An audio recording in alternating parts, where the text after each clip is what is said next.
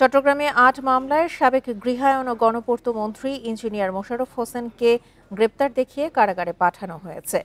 একই সাথে তার স্বাস্থ্য বয়স বিবেচনায় কারাবিধি অনুযায়ী চিকিৎসা ও ডিভিশন সুবিধা দেওয়ার আদেশ দেওয়া হয়েছে।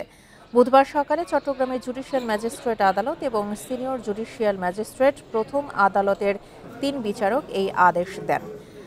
হামলা ভাঙচুর সহ বিশেষ ক্ষমতা আইন, বিস্ফোরক আইন ও দ্রুত বিচার আইনে তার বিরুদ্ধে মামলা হয়।